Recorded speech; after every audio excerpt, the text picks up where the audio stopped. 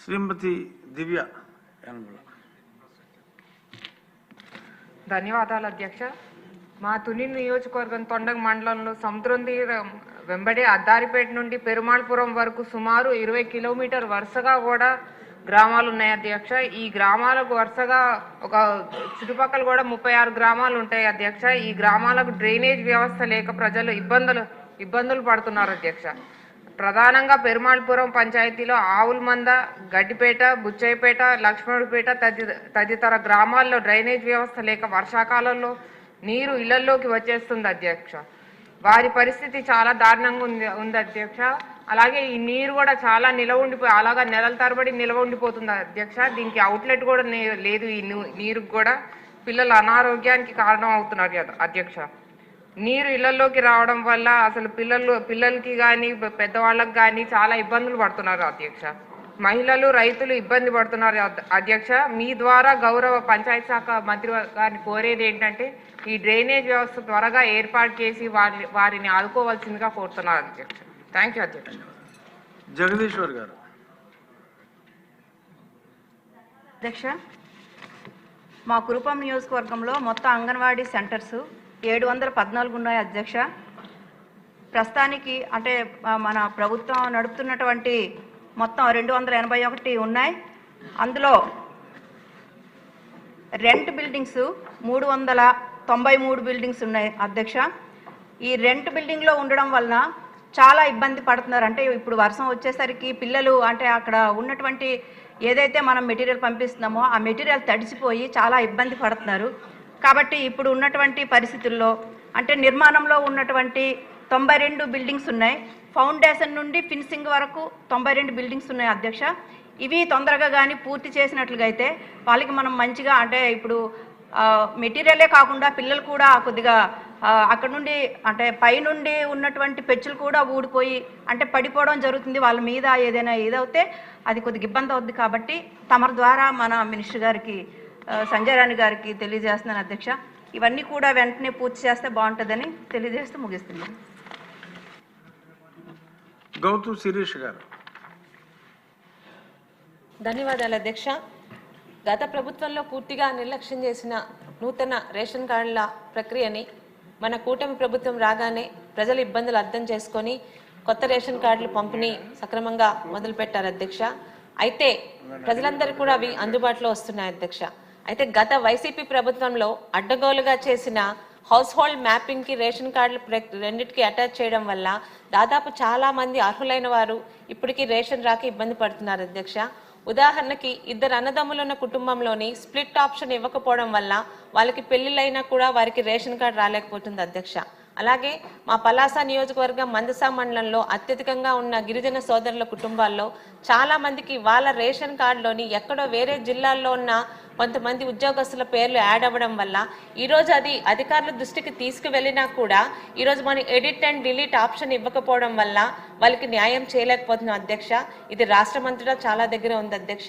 దయచేసి మీ ద్వారా సదరు మంత్రి గారు దీని మీద దృష్టి పెట్టి ముఖ్యంగా ఈ split option, editing and deletion option ఇవ్వడం వల్ల అర్హులైన చాలా మందికి మనం న్యాయం చేయడం అవుతుంది అధ్యక్ష. ధన్యవాదాలు అధ్యక్ష. బొబ్బిల్ రాజా గారు.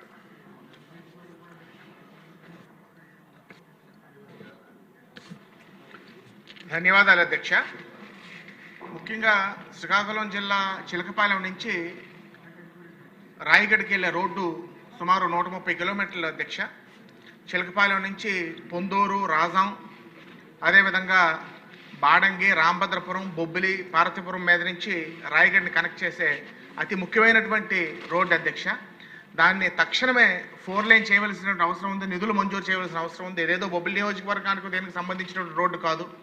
ఒరిస్సాకి, ఆంధ్రాకి, శ్రీకాకుళం జిల్లాకి, విజయనగరం జిల్లాకి, మన్యం జిల్లాకి, విశాఖపట్నం జిల్లాను అనుసంధానం చేసే రోడ్డు అధ్యక్ష. రాకపోకలు చాలా విపరీతంగా పెరిగిపోవడం వల్ల ప్రజలు అనేకమైనటువంటి ఇబ్బందులు ఎదుర్కొంటున్నారు. తమ ద్వారా మరి ప్రభుత్వం దృష్టికి తీసుకెళ్ళి ఆ పీపీపీ మోడ్లోనైనా మరి చిలకపాలెం రాయగఢ్ రోడ్ని మరి 4 లేనింగ్ చేసి విస్తరణ చేసి 4 లేనింగ్ చేయవలసినటువంటి అవసరం ఉంది అధ్యక్ష.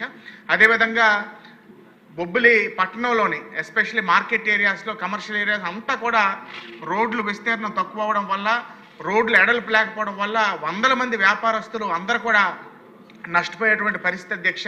రోడ్ వైడనింగ్కి కూడా నిధులు ప్రభుత్వం సానుకూలంగా స్పందించి రోడ్ వైడనింగ్కి నిధులు మంజూరు చేయకపోతే వ్యాపార రీత్యా బొబ్బిలిపట్నం కమర్షియల్గా చాలా వర్తకులు అవనివ్వండి వ్యాపారస్తులు చాలా నష్టపోయే ప్రమాదం ఉంది అధ్యక్ష. ముగించే ముందు ప్రభుత్వానికి కిందటి వైసీపీ ప్రభుత్వం యొక్క నిర్లక్ష్యం వల్ల వేగావతి నది మీద పారాది బ్రిడ్జిని కట్టకుండా నిర్లక్ష్యం చేయడం వల్ల పూర్తి బరువు ఇంచుమించు 2 జిల్లాల బరువు ట్రాఫిక్ బొబ్బిలి నియోజకవర్గం మీద పడడం వల్ల పూర్తిగా నా నియోజకవర్గ ప్రజలు నా నియోజకవర్గంలో రోడ్లు పూర్తిగా ధ్వంసమైనటువంటి పరిస్థితి అధ్యక్ష.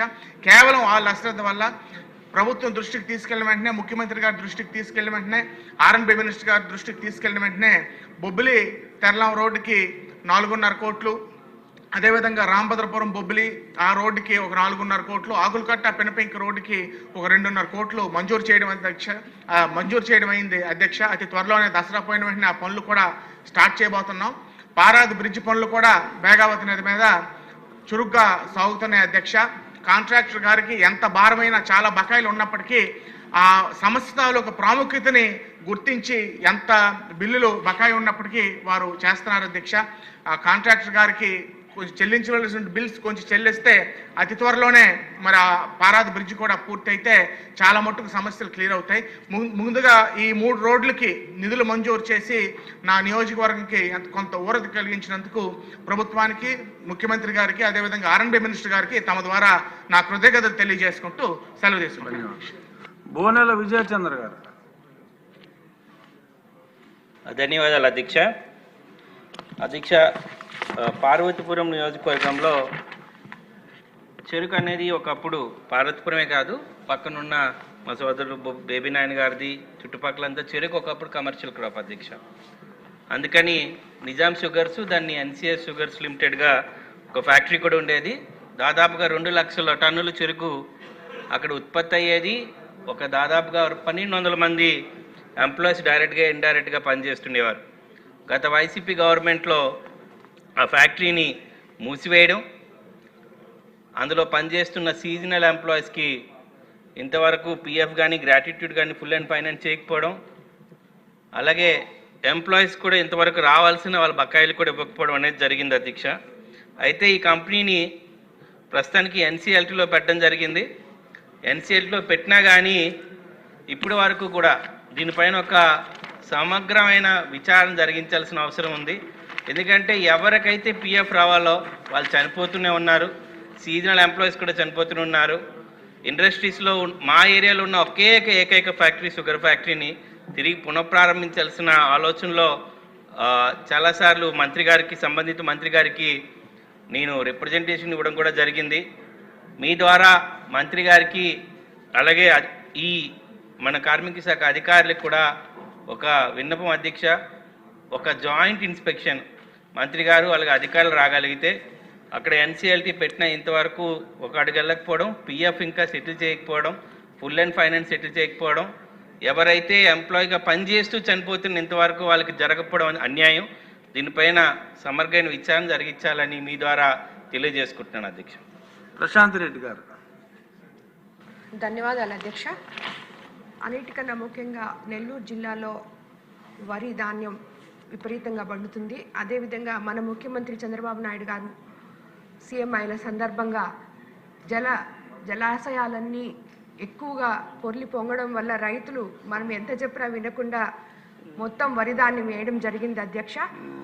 అది మనం పోయినసారి ప్రొక్యూర్మెంట్ తీసుకొని 24 గంటల్లో అమ్మాలీలతో సహా మొత్తం వాళ్ళకి డబ్బులు చెల్లించిన మొట్టమొదటి ప్రభుత్వంగా మనము ఎంతో పేరు తెచ్చుకున్నాము అధ్యక్ష. కానీ ఈసారి మనం వాళ్ళకి చెప్పినా కూడా ఎక్కువ వేసిన దానివల్ల వరి ధాన్యమే వాళ్ళకి ఆధారం కాబట్టి అది వేసిన దానివల్ల ప్రొక్యూర్మెంట్ కూడా ఈసారి ఎక్కువగా వచ్చిన దానివల్ల మనము దాన్ని ప్రొక్యూర్మెంట్ ఇది చేసుకోలేకపోయాం అధ్యక్ష. కానీ అధికారులతో మాట్లాడి కనీసం వాళ్ళకి ఒక ధరని ఫిక్స్ చేసి కలెక్టర్ గారు, జేసీ గారు ఇలాంటి వాళ్ళు అందరూ మాట్లాడి ఒక ధరని ఫిక్స్ చేసి రైతులు అన్యాయం అయిపోకుండా వాళ్ళకి సపోర్ట్గా మన ప్రభుత్వం నిలవాలని చెప్పి నేను కోరుకుంటున్నాను అధ్యక్ష. ఇప్పటికీ ఇంకా ఒక